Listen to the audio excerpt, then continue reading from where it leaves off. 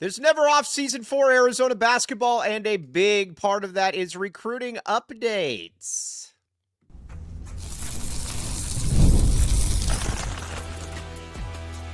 You are Locked On Wildcats, your daily podcast on the Arizona Wildcats. Part of the Locked On Podcast Network, your team every day.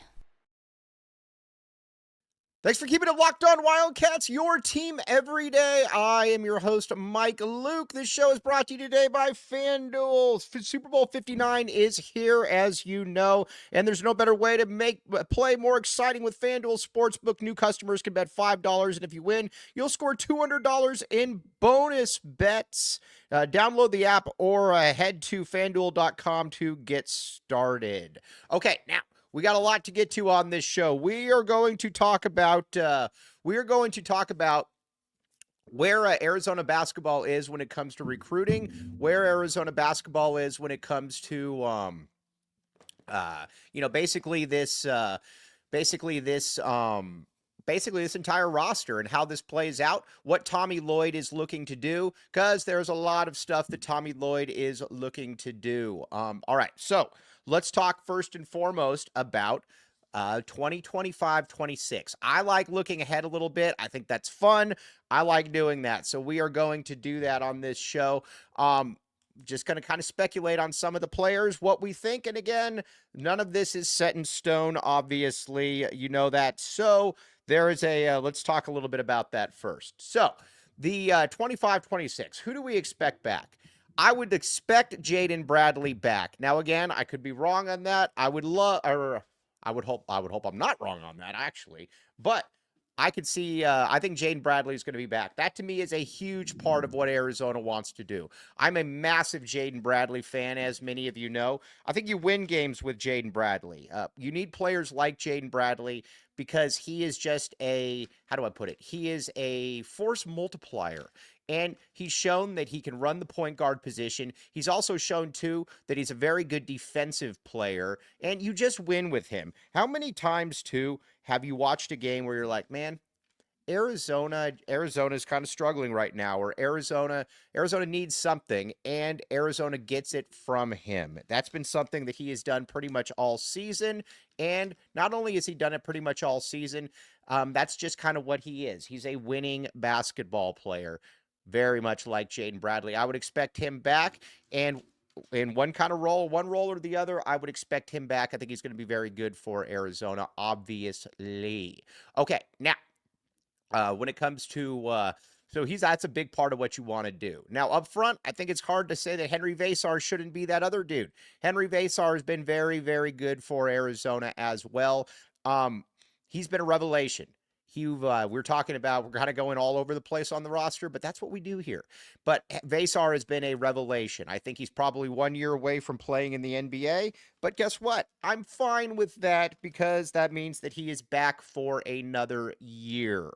So that's kind of where we're at with that. When it comes to Vasar, I think he could be an all-conference, all-American type next year. I really do. I think he's that type of dude. I think he's the guy that, he's finishing around the hoop now. He's been uber successful with what Arizona wants to do. And Tommy Lloyd clearly likes him. He's like I said, he's a guy that watching him, you just know that there's a next level that he can reach. And if he will next year were to come back and be 16 or not 16, maybe like 14-7, something like that.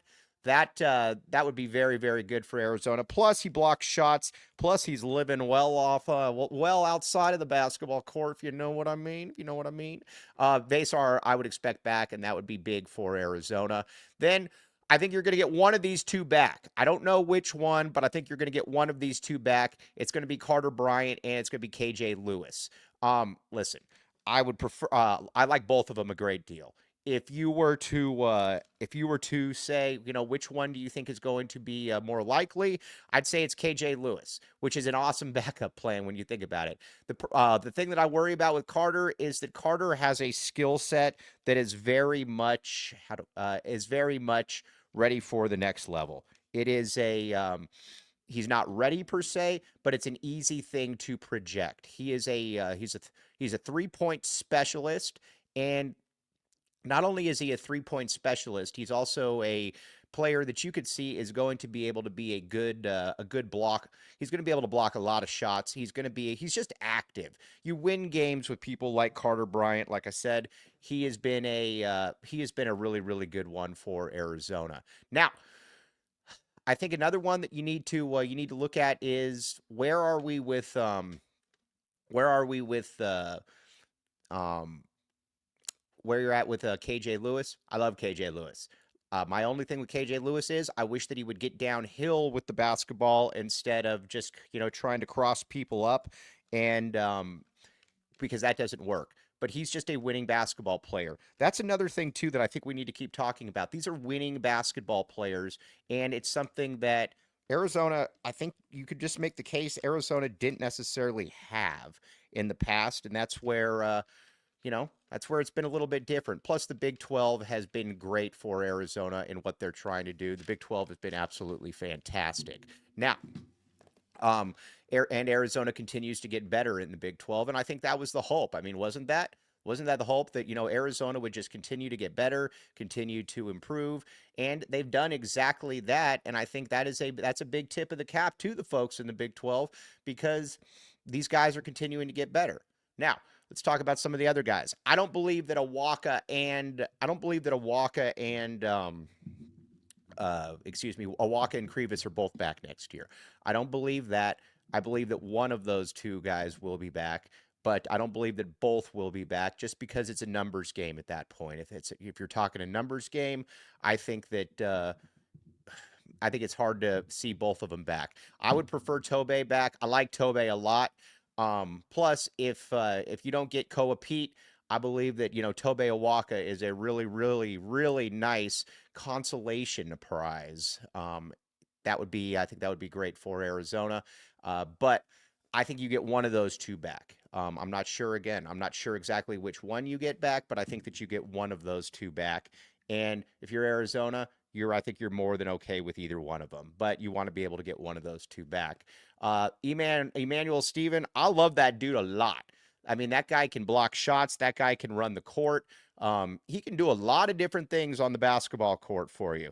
And you just watch how he plays. You watch about how he goes about it. That's another guy that just kind of feels good for the Big 12. When you watch him, you're like, all right, yeah, yeah. I would expect him back. He is going to be, I think, a very good one for Arizona because he's super active. That's another thing. I like players that are active. The one thing that I think we've seen is that if you have big men that aren't active, it's difficult to continue to play them because they can be very much of they can just be a real drawback if I don't have to guard you. That's the problem that I think a lot of teams have had, or a lot of Arizona teams have had. I think is that some of these guys just aren't good enough. And you've got to be active. If you're going to be a big man, you got to be active. I don't care what what it is, any of that. You've got to be active, and that's been the case. That's not been the case with some of these guys. But I do believe that Steven is back. Conrad Martinez, I don't know. I doubt it. Listen, Tommy very much likes Conrad Martinez, so he could certainly be back, and I don't think anybody would be surprised in the least. But Conrad also is, Conrad's also just kind of limited. Conrad is, if it's a spot minute here or there, cool. But I mean, you've also seen too, like when he came in the TCU game, it was bad and it was bad quickly. So I don't know exactly how to rationalize that one, but I would be a little surprised if he's back, but who knows? But I think you're looking at a perimeter, and we're going to talk about some of these recruits here in a second. But I think you're looking at a couple things that are pretty much set. I think that small forward position is either going to be Carter Bryant or it's going to be KJ Lewis. It's going to be one of those two guys, and I'm fine with that because I think they can both be all conference dudes. Jaden Bradley in one of the backcourt positions, another guy, all conference type player, and then up front, I think Henry Vasar, he can be an all-conference guy. You kind of get my gist here that some of these guys coming back could be pretty good. And they've continued to develop. One thing about Tommy is that he has continued to develop players, and I think that I think that's very, very apparent that Tommy Lloyd and staff do a good job of developing players, especially big men. That is a big part of it, especially big men. Now, who could be that next big man to come to Arizona?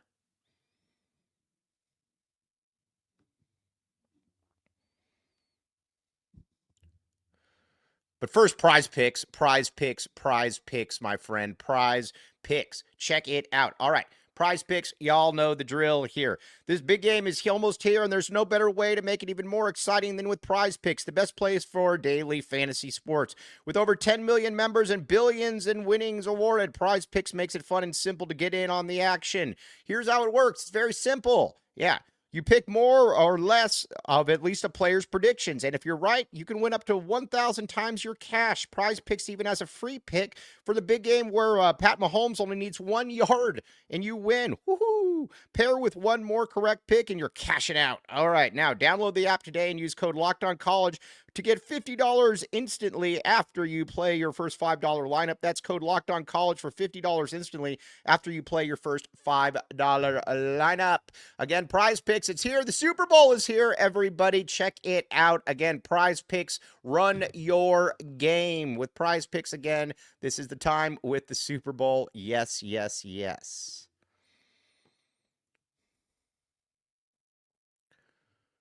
Thanks for keeping it locked on Wildcats and making this your first listen of the day. I am your host, Mike Luke. Okay, now let's talk about some of the recruits and how they'd fit in. Let's talk first a little bit about Peat. Arizona, I'm of the opinion now that Brayden Burries is the more. If I could just have one, I think I would take Brayden Burries, but let's talk about Peat first. There's obviously a spot for him to step right into that lineup at that power forward position. He is a how do I put this? He's an above the rim player, and Arizona needs above the rim players. Henry Vasar can play above the rim because he's tall and he can make an impact. But at the same time, he's also someone who can alter shots. Arizona has 2 below the rim guys in Awaka, who is still very effective, and Trey Townsend, who is not very effective. But if you can get somebody that just gives you a little bit more margin for error, like Koa does, around the basket, dunking, blocking shots, being able to defend a multitude of positions, you need that, and that would be good. But I still think Arizona is in a good spot when it comes to Koa because because let's say you don't get Koa, if I'm rocking a starting lineup next year where I've got say Tobe Awaka and Henry Vasar up front, I'm cool with that because I believe that can work. I wish Tommy Lloyd would utilize that lineup a little bit more, but that is what it is. I believe that both of those guys can work.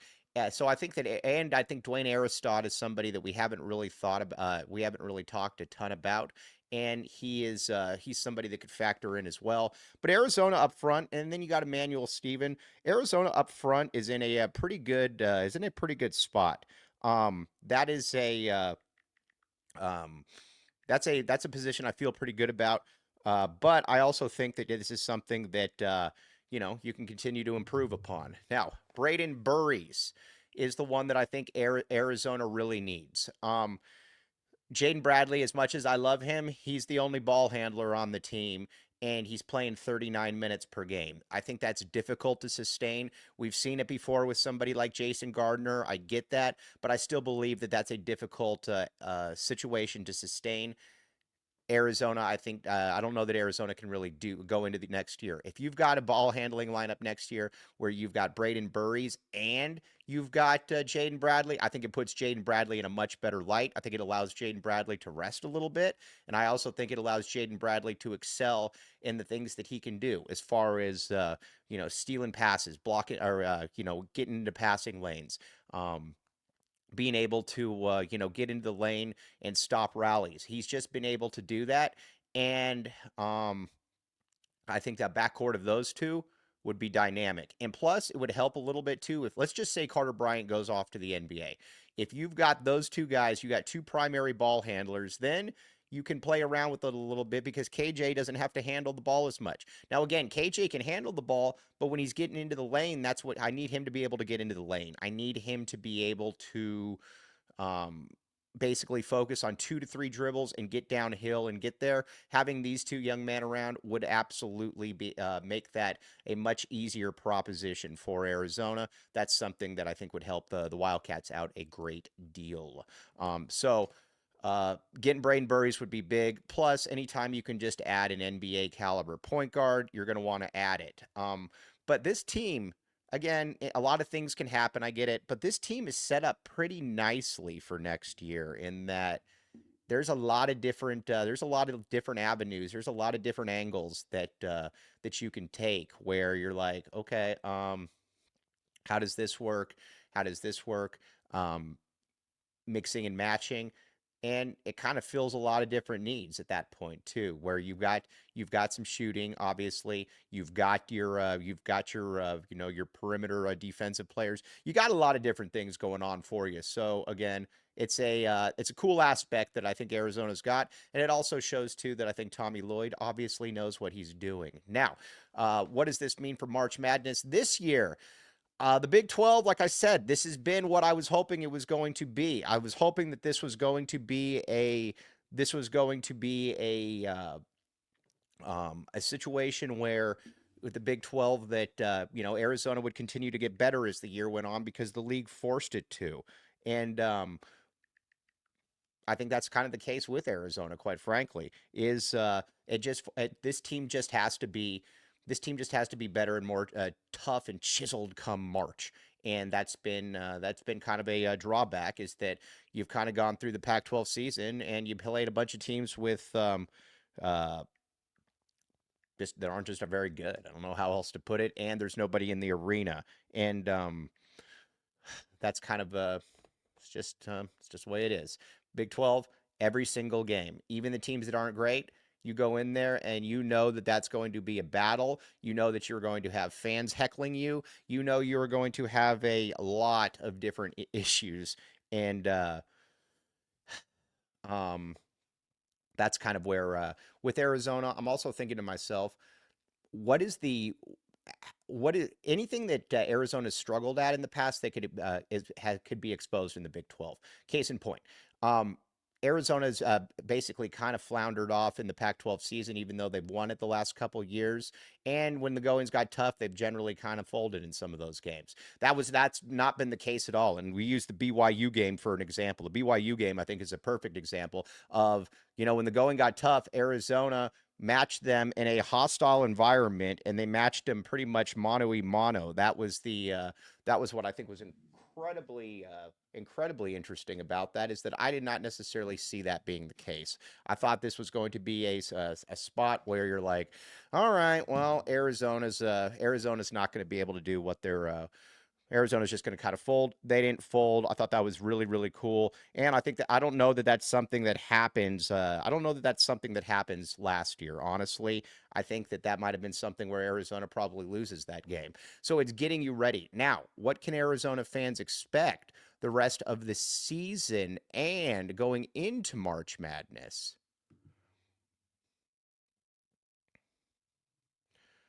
But first, FanDuel.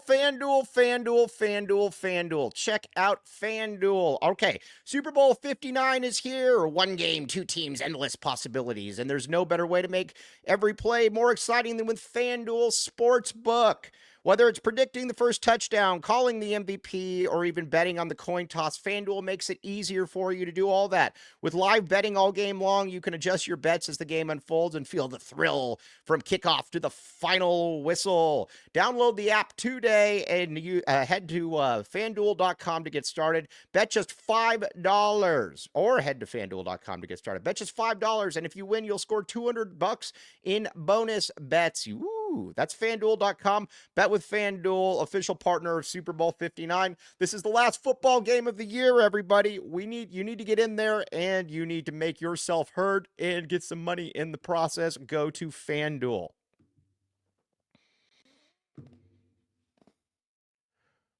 Thanks for keeping it locked on Wildcats and making this your first listen of the day, your team every day. All right, now Arizona in the Big 12. If Arizona beats Texas Tech, I think you really got to start looking at it and saying, can this team win the conference? Because you look ahead, you got the Kansas State game, obviously, And then after that Kansas State game, you got Houston. If Arizona beats Houston, they are in clear driver's seat to win the conference. Now, again, there's going to be a little bit more of a there's going to be some tougher games, no doubt about it. There's going to be definitely some tougher games for Arizona, but I also think we're kind of at the stage now where you're like, well, just keep knocking these ones off. If you win these games, again, if you beat Texas Tech, which I'm predicting, I think Arizona's going to beat Texas Tech. You'll be 11-1 on the season in the Big 12. Yes, keep that one going. Inject all of that into my veins. I think that's going to happen. And then I do think that after that, you got Kansas State that's playing better ball, obviously, than you got Houston. You start giving yourself a little cushion, a little bit margin for error. But something, too, as an Arizona fan, I think you got to be pretty excited about because they're playing ball and they're going in the right direction.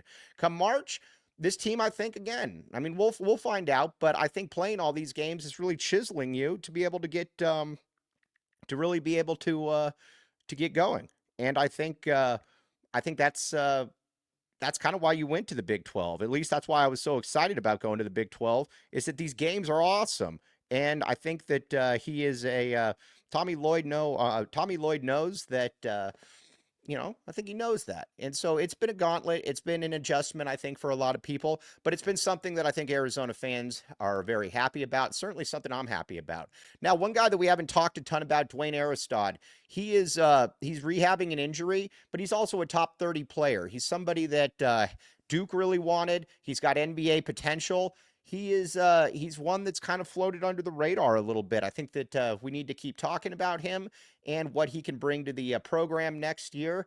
And that's probably on us a little bit because you always look at the bright new shiny object. You look at Peat, you look at Brayden Burries, you look at players like that.